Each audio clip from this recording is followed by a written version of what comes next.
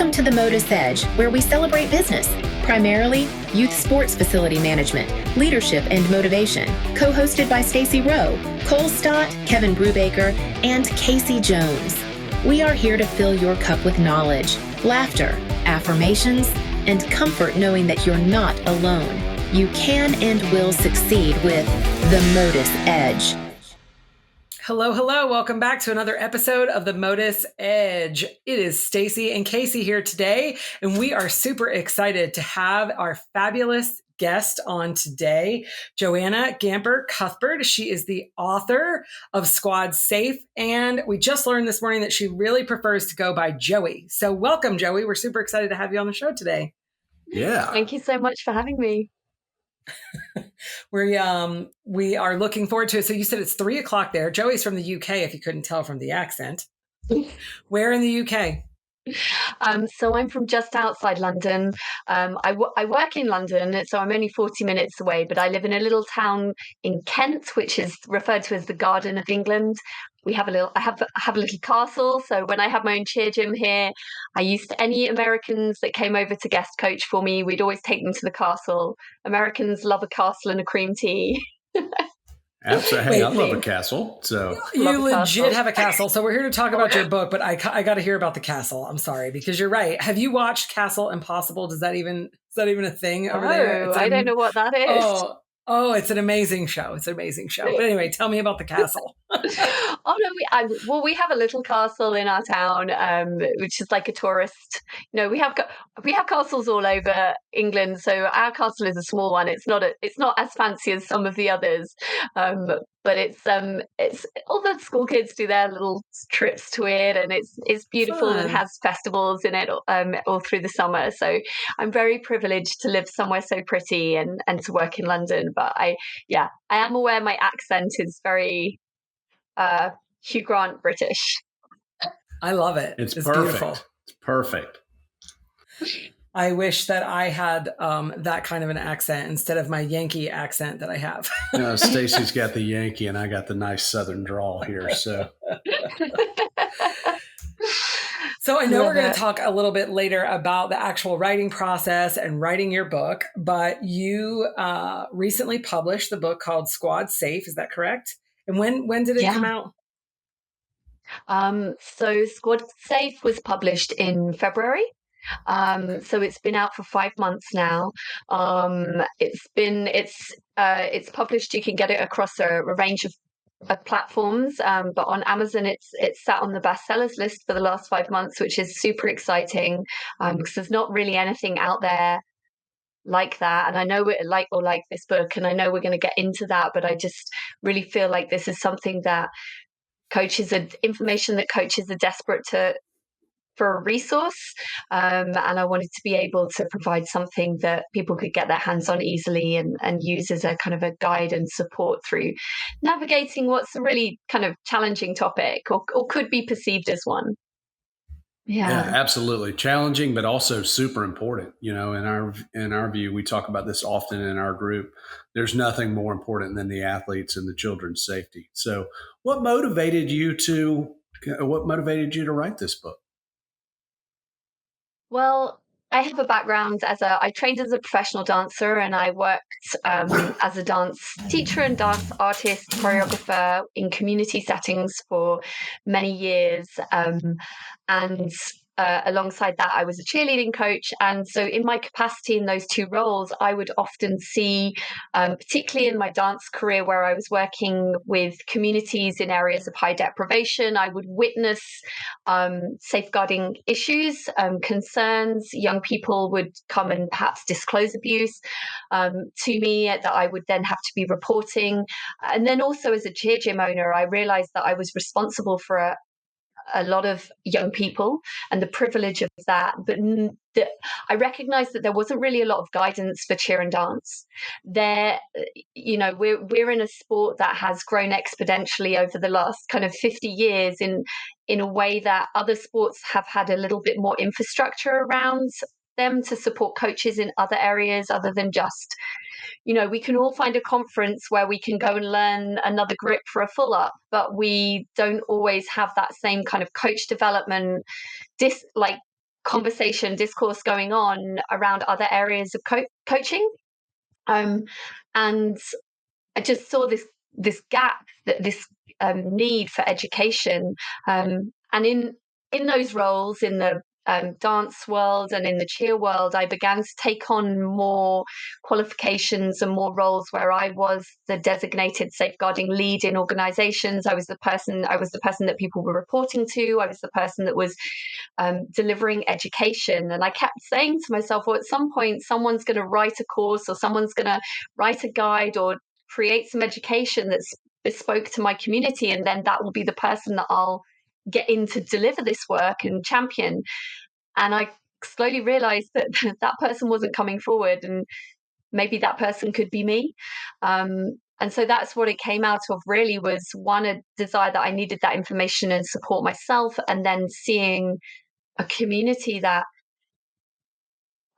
cheer and dance is such an incredible, cheer is such an incredible sport. We all talk about what it can do for young people in terms of growing their confidence, their leadership, their teamwork, all the things that, the additional things outside of the actual physical sport that we talk about that are so fantastic. But those only really exist if they're in a safe, supportive environment. Otherwise, it can, like any sport, it can be harmful. So it's that passion for a sport that I know can be so powerful. And then also that really seeing that gap in education and seeing where could I serve my community, really. So I have some of the topics from your book, and I think this one kind of fits with the tail end of what you just said there. So talk to us a little bit about culture change in action. I believe the statement is what it really takes to shift a gym's culture from performance at all costs to one where athletes that their well-being is central, and how this actually improves results and retention. I think that's so important. I don't know. I feel like the struggle is real, right? In the US and the UK, it doesn't matter where you are. But I think that there are, sometimes you can, as a coach, as an owner, get super hyper focused on winning. And if I win, everything's going to be okay. And every decision that you make is about winning instead of the athlete's well-being. So I know that particular topic from the book really just kind of spoke to me. So I wanted to get some more of your thoughts on that. Yeah, I think the thing is that a lot of coaches think of it as a binary choice. Either you are win at all costs, and you're hard driven to be successful in that particular way, or you're a nicey feely gym, good vibes, but actually you're not capable of winning because you're doing all the nice soft skill stuff that means that you haven't got that competitive edge. And I feel that there's a little bit of a mind shift for us to have around some really good sports science and psychology work that's coming out around psychological safety and how we can improve elite performance through creating safe spaces. So the book is the reason I didn't call the book safeguarding or child protection is because the topic of how we create safe spaces is way bigger than just having a safeguarding policy and making sure our kids know how to report if they have a concern. It's about how do we create an intentional culture in our gym that makes athletes feel psychologically safe. And the benefit of creating that culture is not only that does a young person feel, so the definition of psychological safety, it was coined by Amy Edmondson in a Harvard Business Review, and they were looking at, there's a famous bit of research that was done called the Aristotle Project that was done on Google, where they took Google teams across the company and they said, well, what's the common denominators that make these teams successful? And the one common denominator was this ability to speak up, to take risks without fear of failure. So that's not to say you won't fail, but it's to say that if you take a risk and something goes wrong, that you're able to take accountability and acknowledge the risk, that people around you support you to understand how to recover from that risk, how to move forward. And already you can start. I think just that. I'm sorry, language, I don't mean to cut you off, but I think that right there is such an important thing for young people today. I don't know why. I don't know how it happened, but I feel like we have created this, at least here in the US anyway, we've created this issue where our kids have to be perfect and they're not allowed to fail. And if they fail, it's a big issue, and I don't know how it happened. I don't know why it happened, but I think you just said that it struck a nerve with me. I think that is so important that it hit home with me as well. And that's something that we talk about often within our organization is, not leading, not a fear-based leading, because no one thrives where they're in fear. Fear is for a reason, the fight or flight, and that might work for a short period of time, but it doesn't work long term. And one of the things I said you had in there is the word retention. So that is, these are the way I look at it. We are so blessed to be able to work with people's children, and that is their most prized possession. And in our organization, we don't want to work with them for just a minute, just to win something one time. We want to have the ability to work with them throughout for 10 years, 10 plus years, and watch them grow and watch them overcome and watch them challenge themselves. So that's not going to happen in an environment where it's fear-based. If an athlete or a young person walks in and they're scared of losing their position, or they're scared of not winning, or they're scared of not performing all the time, then why would you choose to remain a part of that? So I think that really hits home for me as well. Right. And not only that fear of going into the gym, but also that's going to inhibit your ability to perform to your best. Because if I'm scared, I don't know, if we take a jump, for example, if I'm scared that if I really put my full energy into that toe touch, I might fall on my backside, and then I'm going to look stupid, and then I'm going to get ridiculed and shamed. I'm not going to give my full effort. I'll give like 80% because I know I can hit a toe touch. It might not be the best one I could do, but I'm not going to go full out because I don't want to risk falling and then, being ridiculed. And so that perpetuates through every aspect. Kids not, we're in a sport where you have to go full out, or else it's actually dangerous. If you're not going full out on a back handspring, you're going to fall on your head. But if you're scared, you're going to have these inhibiting factors. And actually, there's a huge conversation happening in our sport a lot around mental blocks on tumbling particularly. And that a lot of that is around fear. So if you've got this environment in your whole gym, you're not going to be having athletes performing at your best. And then, as you said, Casey, you're not retaining those athletes because I know we've just had the announcement of a pro league, but in the main, this is not a professional pathway sport for those kids. This is a hobby, albeit one that they take incredibly seriously and they train for many, many hours at. But why would you do it if it's not fun? And I think the whole reason we got into this as coaches, right, is because we knew how great and fun it could be. Absolutely. And somehow we've forgotten all that. Got to put another thing. We've got to put. We talk about that often. You have got to make it fun for the kids, because if it's not, they're not going to continue. And then ultimately, it's not going to be fun for the coaches. And you said something there of like, I'm going to hold back on this skill, whatever it is, toe touch or a tumbling skill, because of a fear. And I think a big challenge that the kids have today is, you back up 20 plus years ago, and if a kid made a mistake, maybe their team saw it or their teammates, and that was about it. Well, now a kid can make a mistake, and man, that's all over the internet and Twitter and TikTok, and hey, let's all make fun of this mistake at this competition. The whole world can see their mistake. So that fear has been multiplied, I think, through social media. And that resonates back to the coaches, right? Because what's being spoken about your gym on social media is a reflection of your brand. If you're getting criticism because you see it all the time on social media, people saying unkind things about particular gyms because kids have had a fall, like it's just those kind of things.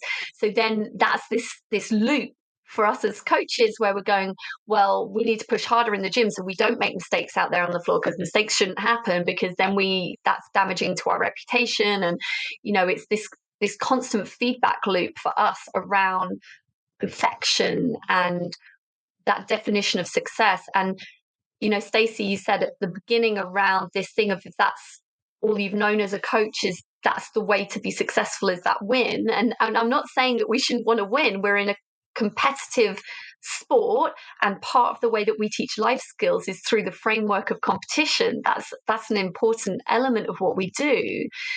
But if as a coach, your only metric for success is whether you win or not, then you are prepared to make excuses for your behavior in order to justify the outcome.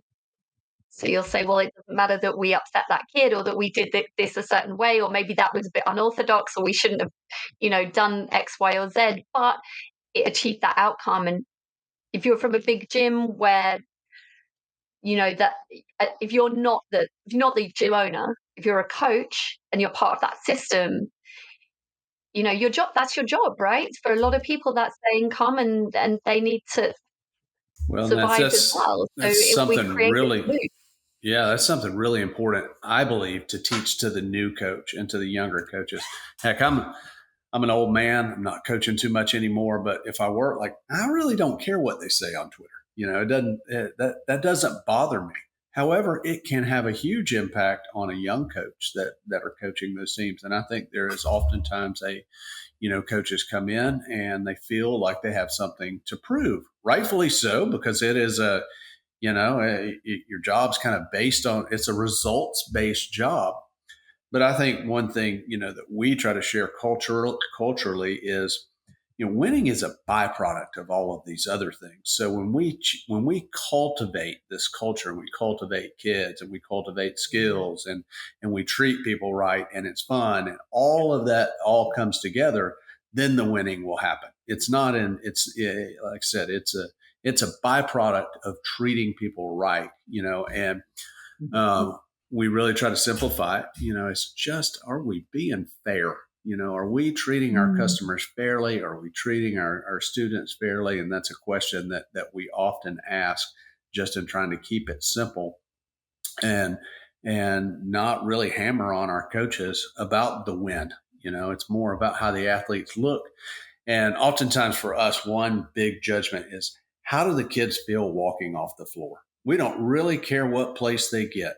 But if at the end of that routine, they're jumping up and down and hugging each other and high-fiving each other walking off the mat, that's all we need right there. So I agree. And I think, Casey, or Joey, rather, you brought up a good point about, depending on the size of your gym, if you've got multiple coaches, you have it's not just you as the owner kind of feeding into the program. I think it's the owner's responsibility to set the culture. There's different ways to win, and you can build your culture in winning through fear, or you can build your culture, in winning through other ways, and uplifting your athletes and building them up, and have expectations. I mean, you can't expect to be a successful human being, successful in cheerleading, successful in anything, if you don't have standards and expectations. And I think sometimes that can be confused as well by younger coaches. Like, there's a difference between coaching through fear and having an expectation and a standard. An expectation is, practice starts at 7:00. I expect you to be here at 6:50 because I'm teaching you a general life skill. Show up 10 minutes early, like be ready and dressed and ready. Don't come strolling in at 7:05, with your shoes in your backpack. You're not dressed yet. You got hair down. Right. Granola bar in your mouth, that's an expectation that you are setting. And there's a difference, but I think it's up to the owner to set that culture and to really impress that upon the coaches. Like, coach how you want to coach, but no, here in this facility, we like Casey said, winning is a byproduct of all of these other things that we do. Like, whatever your culture is, I think that is important, and it's important. It's up to the owners to really make sure that they share that message with the people working for them. Joey, share with us in this training, because it is tough for a coach and for a coach to understand their role in mental health. And I know that, there's so many layers of experience from coaching to include, just years in the sport, but also what you have going on in your own mental health and your own family. And some of us have kids and some of us don't have kids. And, it's sometimes scary to be a coach because there is an expectation of supporting these athletes, but we're not we don't have the training. We're not therapists. We're not, we may have our own struggles. So talk a little bit about that and how we can support it, how we can safely support the kids and not necessarily overstep and try to be something that we aren't. Yeah, absolutely. I think it's important that we recognize and are clear about understanding what the role is that we play, or that we could play, or that we can play, or that we should play. Because I think you're right. There's those boundaries that need to be clearly in place that protect us and they protect the athlete. And to your point earlier, Stacey, around accountability. That we're not saying that it's really important, that values piece, for all the coaches in your gym to understand what the culture is, that you set those values and the accountability. Accountability is a big part of creating that psychological safety, and we should have psychological safety for our coaches as well. Our coaches need to feel that they are working in a safe space, that they are safe, that they understand what their boundaries are, what their responsibilities and accountability is. And we're really privileged. We're not a parent. We're not their parent. We're not the athlete's parent, and we're not their school teacher. We sit in this third space. So we're seeing those young people in a way that their parents and their high school teachers or their school teachers may not be seeing them. So we may be privileged to other information or behaviors that aren't seen in those other environments. There might be things that we notice that others don't. And we also might be viewed in a different capacity. We might be viewed more as a friend. In fact, if something was going on for a young person, perhaps at home, we are more likely to be the person as a cheer coach that they tell than a teacher, for example, because they view us as a kind of a safe adult in a position of trust that they feel that they can talk to. And so, to Casey's point, we need to be equipped to know how to handle that type of information. If a young person comes and discloses something to us, how do we get that? How do we know what we're supposed to do with it? And how do we continue to support that child safely? And how much reach should we have as a gym in supporting them? So I'd say one of the first things that I would encourage gyms to do, and it's all part of this sort of infinity loop of culture and processes and policies, and you can't. There's a great quote which I quote in my book, which is by James Clear, who's an author. He wrote Atomic Habits. Which is, you do not rise to the level of your goals, you fall to the level of your systems. Right. So you can have all these great goals and values in your gym and a good culture, but then when a young person comes and tells you something, if you don't have the systems in place to support you managing that report, you're going to fail that kid and fail yourself, because you don't have the systems in place. And certainly when a young person comes and tells you something, that's not the moment you want to be creating the systems and deciding what you're doing. You need that framework set up. So one of the things that I would encourage gyms to do is to ensure that you undertake some training that, yes, there's a number of trainings that you could individually have your coaches take, maybe online courses where they're understanding about the basics of safeguarding or identifying abuse, or all of that kind of stuff. But sitting your coaching staff down together as a group and making sure that they all understand, what does our gym do? What does our reporting process look like? I've worked with a lot of gyms who've had like a lawyer or a consultant write their policy, for example. And so when I say, do you have a safeguarding policy? They all go, yes. And then I say, do you all understand it? Have you all read it? They're like, no. And they don't. The policy is meant to set out the guidance for how you manage these things. But if it's not accessible to the coaches, then they don't know.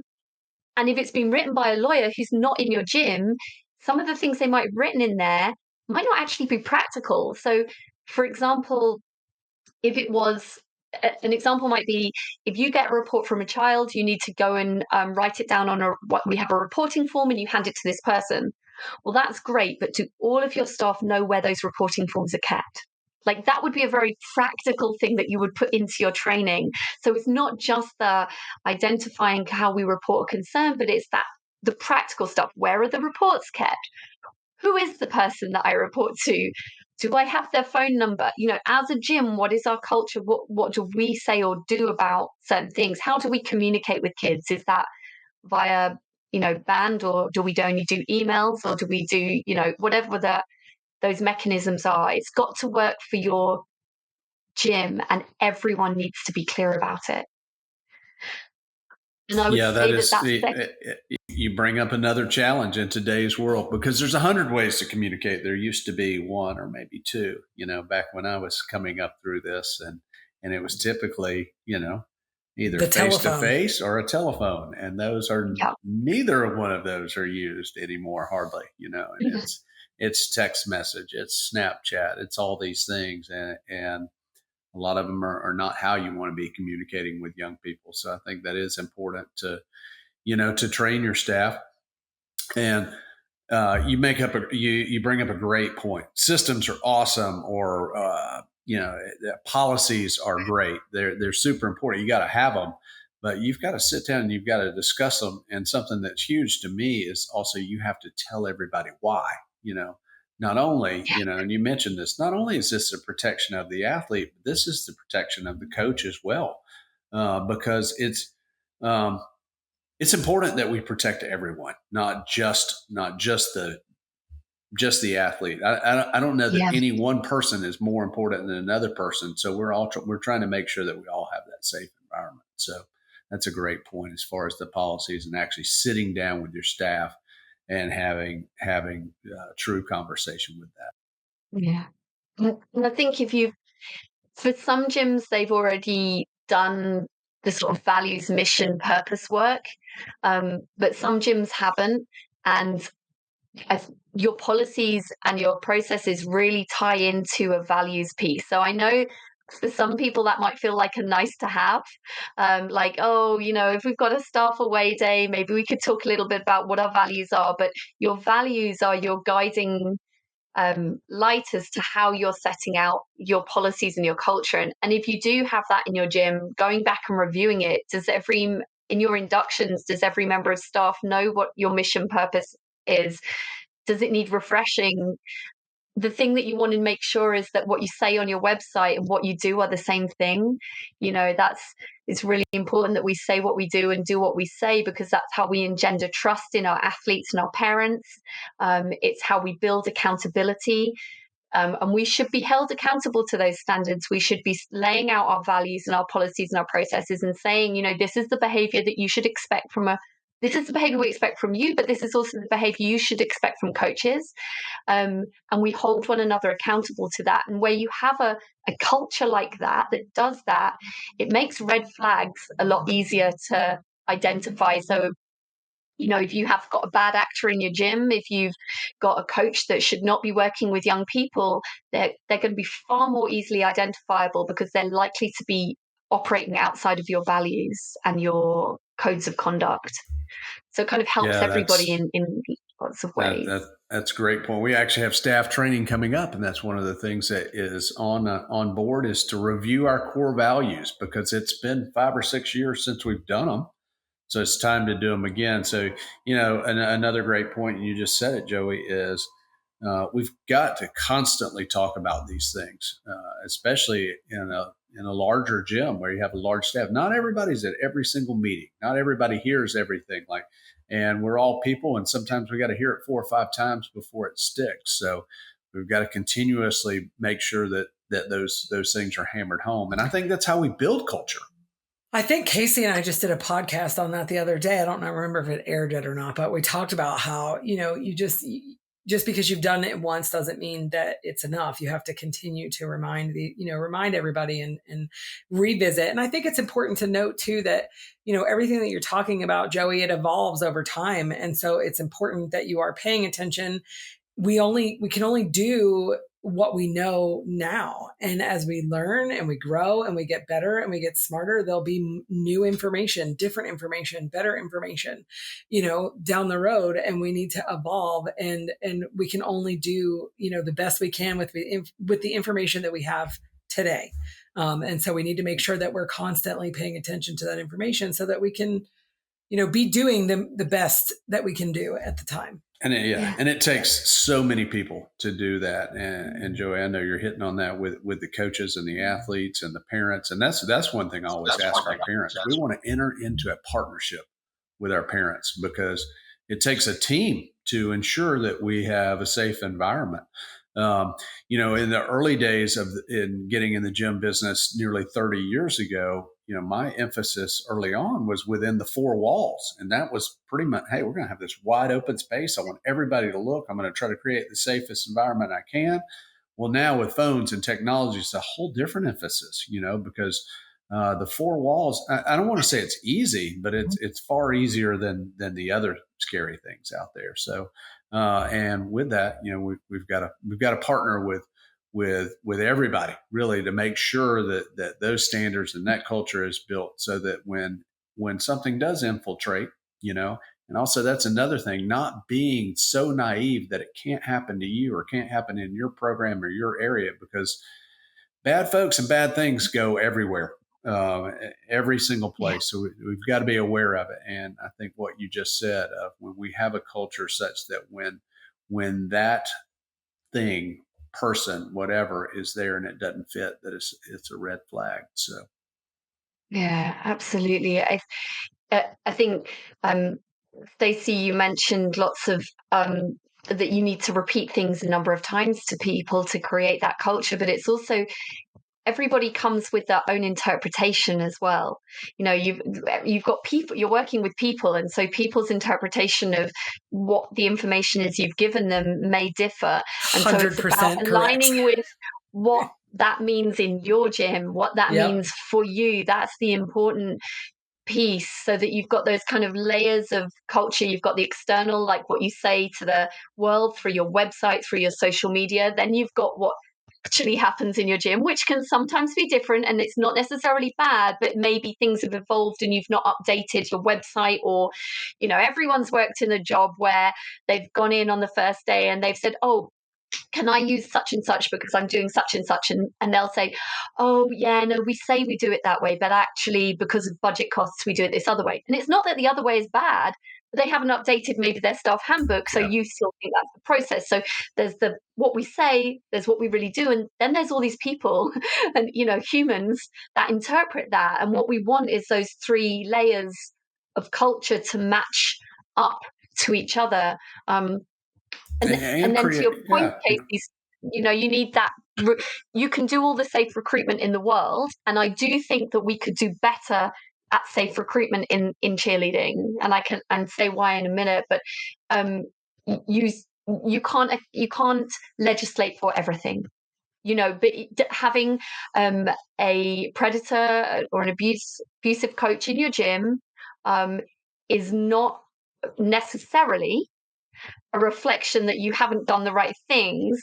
Then it's about what you do in response to the identification of that. So, I certainly think for a lot of gyms, they could be doing more in terms of how they are safely recruiting and bringing coaches into their spaces.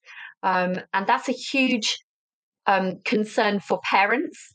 And if we're talking about how you run a business and you're thinking of your parents and your athletes as customers, in that moment, your customers want to take their parents want to take their kids to a gym where they feel that everything that's possible to do is being done to keep their kids safe. Totally agree. And that's constantly changing and evolving. So to your point, we've all got to continue to grow.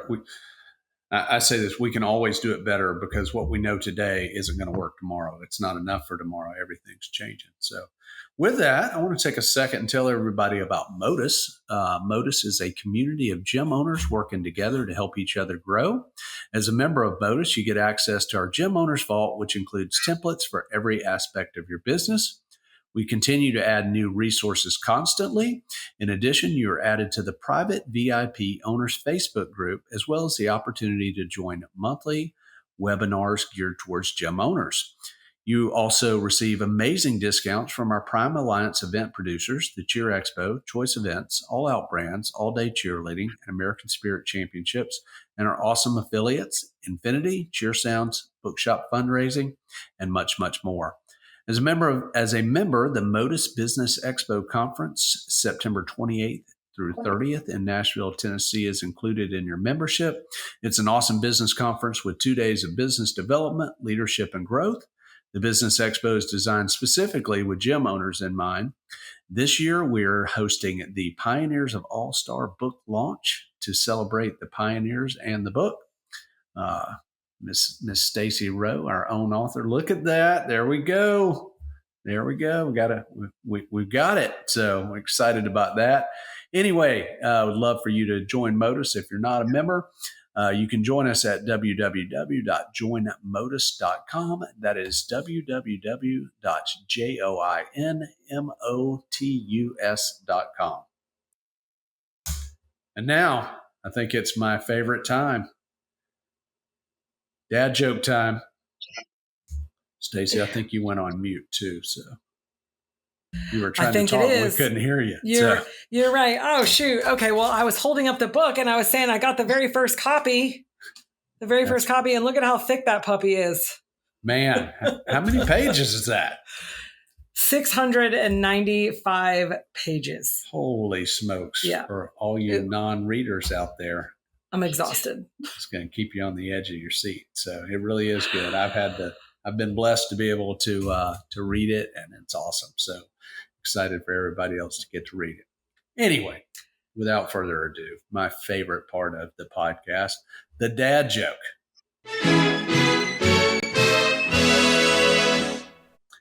What is a dolphin's favorite country? What is a dolphin's favorite country? Joey, do you know? You look like you're... You want to guess? Pick a country? I don't know. What is a dolphin's favorite country? Finland. Ba-doom-boom. Oh, goodness gracious. I thought you guys may actually get that one, but it's hard on the spot. So. I love that. Oh, we like our corny dad jokes, Joey. They're kind of the favorite part of our podcast. And hey, if you want to send us a dad joke, we got a lot of people sending us dad jokes these days. So if you've got a favorite one or you find a new favorite one, send it our way. We'd love to share it. That's right. Oh my goodness. So talk to us a little bit about we learned a little bit about why you wanted to write your book, but talk to us a little bit about the writing process. I know myself, I've been through it and I just, love to hear from other authors. How did you go about writing the book? What kind of anxiety did you have writing the book? What was the publishing process like? All the things. It took me almost 2 years to write this book. Wow. And part of that was because probably a lot of the first year was spent reading and researching, because I wanted this book to really be embedded in some good research around sports psychology. And I alongside the work, the other roles that I do now, I'm involved in the national governing body for the sport in England. I chair the board of directors for Sport Cheer England, and I've been attending a lot of conferences, sport conferences, not cheer specific conferences, where I've been speaking about cheerleading alongside the national governing bodies for swimming, for boxing, for football, for all of these kinds of associations. And the conferences had brought up lots of topics for me that I wanted to research, that started to feed in. I felt like I started to join all these dots. So I'd write a bit and then I'd be like, whoa, I haven't talked about this at all or that at all. And that's really important. Like one of those topics that came up, for example, was I was speaking at a conference and there was another speaker there, and she was a sports scientist from the English Institute of Sport. She just she'd worked in female health for Team Rio, for Team GB at the Olympics, and she was talking about the impact of female health considerations on training. And I suddenly was sat in my seat going, oh my God, we're a 98% female sport. We've never thought about this before. What are the implications on safeguarding? How does it impact psychological safety? Does my athlete feel safe if they don't physically feel acknowledged? And, every time I thought, right, these are the chapters, something else would come up. You'd find 5 more. Right. It evolved, and I spent a lot of time reading and talking. And then also I have 2 kids and a day job. So quite a lot of it was spent writing on my commute into London and back again. So that process felt like it took a long time, but I'm actually, and I feel like you see people on the internet who try to sell you like, like write a book in 6 weeks. And I'm like, oh, could I have written this book in 6 weeks? But, I've wasted all this time. But actually, I'm really glad that I took the time for this to marinate. I also, a really important part of that process that took time was I had 5 or 6 beta readers. So I had people who were reading live Google drafts of my book and commenting and discoursing and discussing, hey, that's really interesting. You should say more about that. Have you found any research on that? Or is that opinion? Who I actively asked to check and challenge me. And those ranged from, I had the head of the child protection in sport unit from the largest UK child protection charity was one of them. I also had Jeff Benson, who some of you may know, who from Mind Body Cheer, who's an elite performance coach, was one of them. I had gym owners and coaches. Trying to have a broad range of feedback, because I thought there's the only point in me getting this book published is if it's going to be helpful. Like, otherwise, this is not a vanity project. Right. I don't care about my ego in this. This just has to be helpful. And so I'm really pleased it took that time to go through that process, because I really do feel like now that this is something that someone can pick up and practically use, which is what I wanted. First of all, let me say congratulations, because I do understand the process. I haven't written fiction and nonfiction. I do have a genuine understanding and appreciation for the amount of research and work and effort that you did to put into it. So congratulations to you on that. Thank you. Yeah, it really is. And, but I'm curious, do you find that so I totally understand your point of, is this enough information, or, oh, what about this? Or, oh, I have to include that. And the feeling that it's just never going to get done because there's always going to be something else. And in my mind, I'm always like, okay, I have to draw a line in the sand, or this book is never going to be published. And then I have this goes with any of my books that I publish. Honestly, it doesn't matter, but I have this constant nagging, just anxiety, fear, whatever. I don't know, oh my God, my words are about to be out into the public for the world to read, and it's published. And I'm freaking out. And then when it's published, I'm fine. But it's always leading up to it. Did you go through that, or is it just me? Am I just crazy? Yes, I did, because I was terrified, because I had included a lot of research in there, because there is sports science and sports psychology, although in a very easily digestible way. I was terrified, what if I've misinterpreted the data? What if I've written something wrong that someone's going to pull me up on? Which was one of the reasons it was so important to have those beta readers and that check and challenge.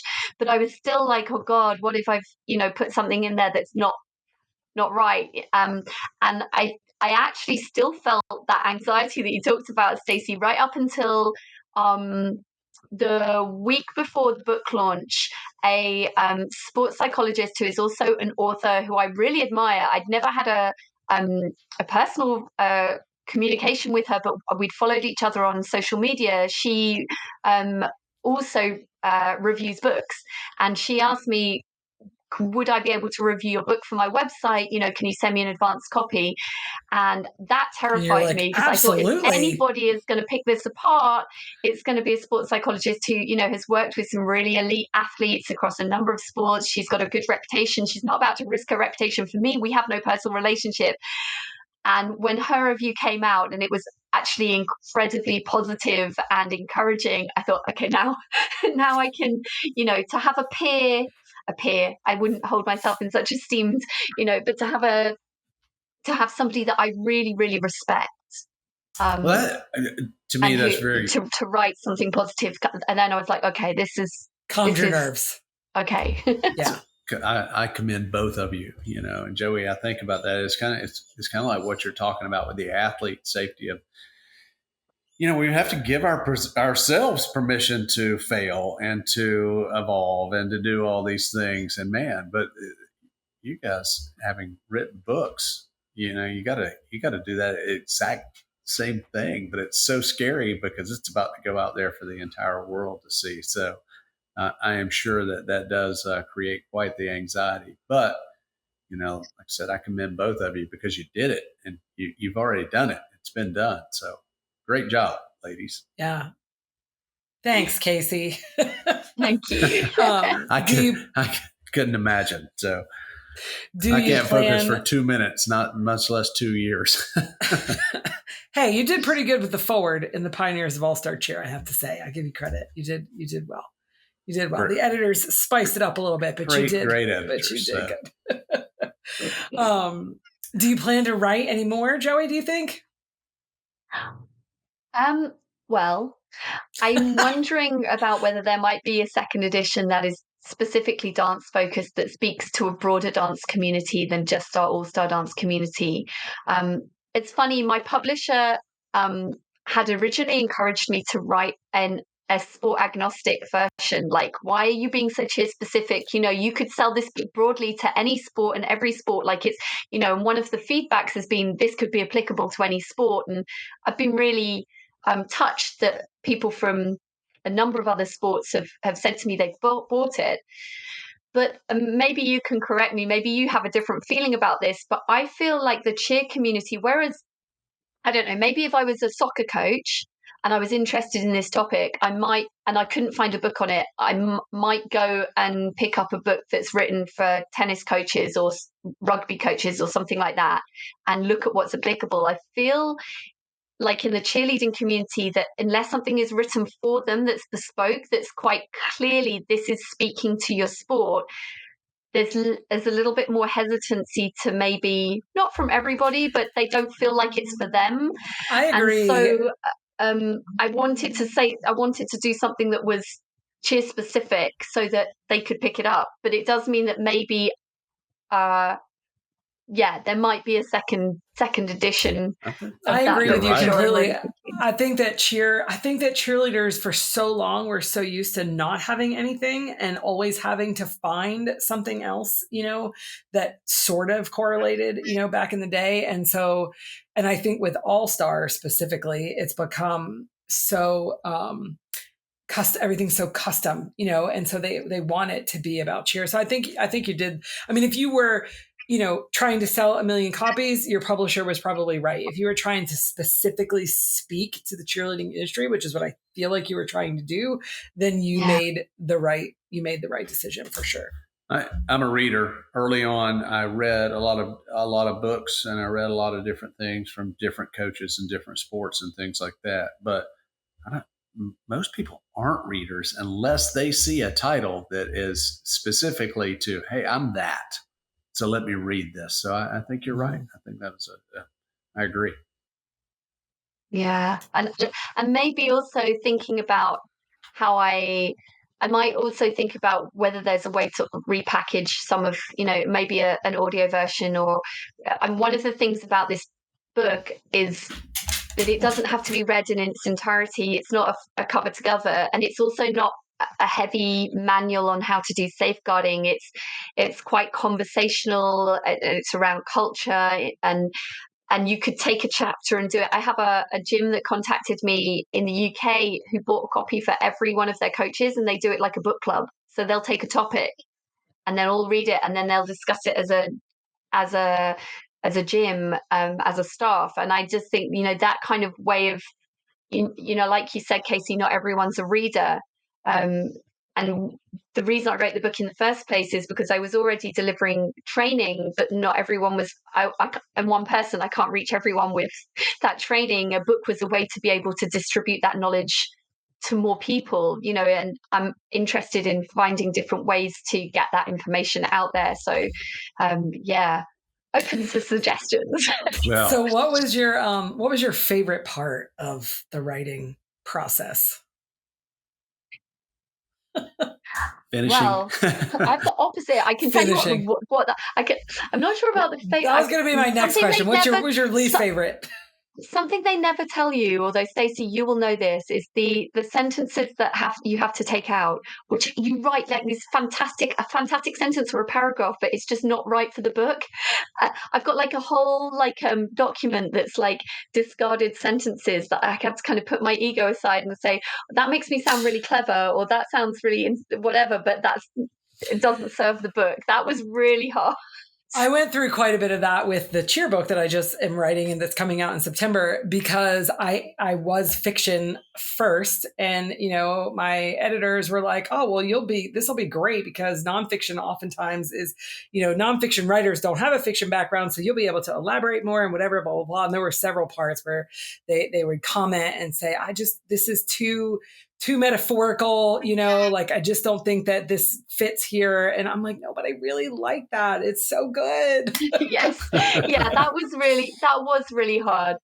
I think one of the bits, I don't know whether I would say I enjoyed the most, but one of the most touching moments of writing the book, which really made it feel like I was doing the right thing as well, was when I came to write the chapter around mental health. I wanted it to include the way that we can positively impact, or the way that cheerleading can positively impact mental health, not just to talk about how do we support those with mental health challenges or how might we negatively impact their health.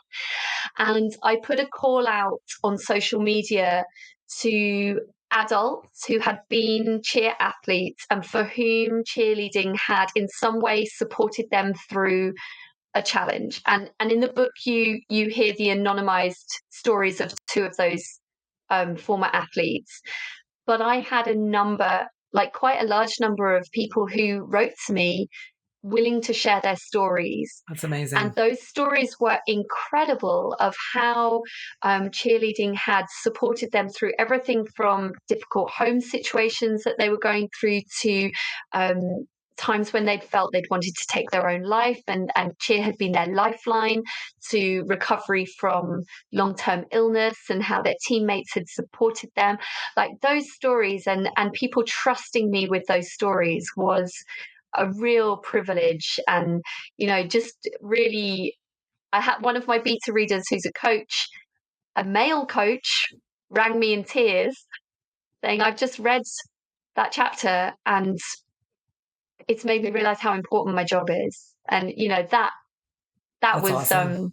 Really awesome. I have goosies. Awesome. Yeah, that's awesome. Casey, did you have a question you wanted to ask her earlier? Or I feel like I don't think so. How do I get this book? And full disclosure, I haven't read it. Yes. And now I'm hooked and I want to get it. So tell us all how to get it.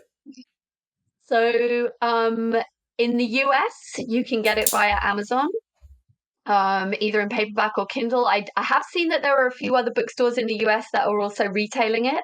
And then if you're in Europe, then you can also get it through Waterstones and Foils, and it's published globally, so you can get it from hopefully wherever you want to buy your book. But if you do buy it through Amazon, please leave me a review. And that would be Squad Safe, correct? Squad Safe, yeah. Squad Safe. And do you have a website? Yep. So squadsafe.org is my website, and you can, in fact, if you go there, there's a page about published work, and you can click on. I've got links there to for US purchasers as well, so people can kind of get it through there and find out a bit more about what else I do, because I go into gyms and offer kind of culture change consultancy and safeguarding training and things like that kind of accompany that book. So yeah, that's all there. Awesome. Well, congratulations awesome. Again. That's incredible. You should be extremely proud of yourself. There's a lot of people that say they want to write a book. They never actually do. And you did the work and you accomplished it. So and such congratulations. a important purpose to the book. So agree. Like anybody writing anything, I'm amazed by, but like really important topic here. So thank you. Yeah, thank you awesome. So much for having me on. So we always do a quote to kind of wrap up our podcast. And so generally I pick quotes from Simon Sinek. I don't know if you're familiar with who he is. Love him. Yeah. I love him. I think that pretty much everything that comes out of his mouth is wonderful. So the quote for today that we're going to unpack is: the best leaders are also the best followers. They follow a purpose, cause, or belief bigger than themselves. So what do you think? Agree, disagree? What are your thoughts on that, Joey? I love that. I think it actually really nicely circles back to what we were talking about at the start around how we define success in our gym. And I truly believe that if we're going to be successful, we need a higher purpose, a higher goal for what we're doing with our work. And that might sound a bit lofty when we're, people might be like, but it's just cheerleading.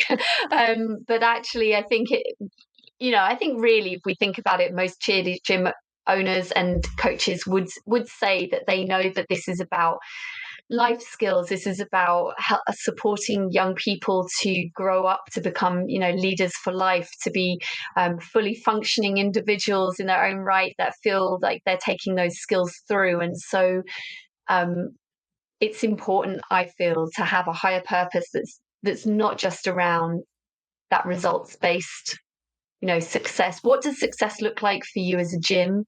It can be more than, success can be all sorts of things. And so I absolutely love that quote. And I really do think, that it's important to have that higher purpose. When you said about when we were getting ready to come on the podcast, you said, "Oh, this isn't the first time you've been on a podcast," and it's not. But weirdly, I have felt quite uncomfortable about this thing of putting myself out there to promote this book. Yeah. And actually what I've had to realize is this isn't about me. It's about the higher purpose of getting that information out there. So to that point, I would also agree, because, it's taken some of the nerves out of having to put myself forward and speak about this, because I have that higher purpose for this work.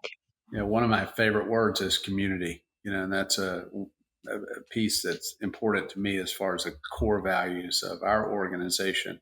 And just realizing that no matter how small your gym is, small, medium, large, like these gyms have a big impact on their community, especially in the youth sports community. And to your point, this has grown, and now it has an impact, really, truly worldwide. So it is far greater than anything any of us as an individual can accomplish. But that's awesome. There's a lot of responsibility with it, but it's awesome. And it creates stories like you were talking about, the countless stories of where gyms have had an impact and literally saved lives. So it is really important. So I think I know when I was young, I don't know, from an early age, I feel like sometime in high school, I feel like I just knew that I had this desire that I wanted to make a difference in the life of a child. I got a degree in math, became a school teacher. I did that for a couple of years and was like, this isn't the way I want to do it, because I can't do it exactly the way I want, and I opened a gym, and the rest was history. And I agree with you. Like that was the reason. Cheerleading is the vessel, but the objective is to make a difference in the lives of children. Yeah. And I think that's an important thing too, because like you had that early on, and Stacy, I didn't, man. I was like, I didn't want to get up early, and I didn't want to put on a suit, and I didn't have a job, and I wanted to show the world how great of a cheerleading coach I could be. Like, I didn't get into the business necessarily for the kids. I wasn't a bad guy, but I also, it was very single-minded. It was very about me and what's for me right now. But hopefully, I feel like I've stayed in this for the kids, so I didn't necessarily start that way, but I've stayed in this, and I've tried to evolve and try to be a positive, just to add positivity into this sport, because I have seen the impact that it has had on countless people, and been blessed to be able to work with thousands of kids and their families and just create true great relationships within our local community, which is then spread to, goodness gracious, across the world. So pretty awesome. Yeah. Well, thank you so much for hopping on today, Joey. Do you have a copy of your book handy you can hold up and show everybody? I have. Look at Yes. that. Awesome. Boom. I love it. It's beautiful. It's beautiful. I love it. Thank you for hopping on. It's been wonderful talking with you today. And for our listeners out there, if you're interested in purchasing Squad Safe, you can check out her website again at squadsafe.org. She has all the links there that will point you to the places where you can purchase her amazing book. Be sure to follow us on YouTube at the MotUS Edge. Give us a follow on Instagram, Facebook, and X at Join MotUS. And wherever you listen to your podcast, make sure that you give us a review and a shout out and let us know if you like what we're doing and you want to hear more. And hey, if you're a gym owner, join the movement today and sign up for MotUS. Thank you guys for listening. And we are so excited for you to have the MotUS Edge. Thanks, everyone. Have a great day. Thank you for listening to the MotUS Edge. We hope you had a blast. Join us next week for more on business, leadership, and motivation. Subscribe and follow the show where you get your podcasts. Subscribe to our newsletter at joinmotus.com. The MotUS Edge podcast is produced by ClantonCreative.com.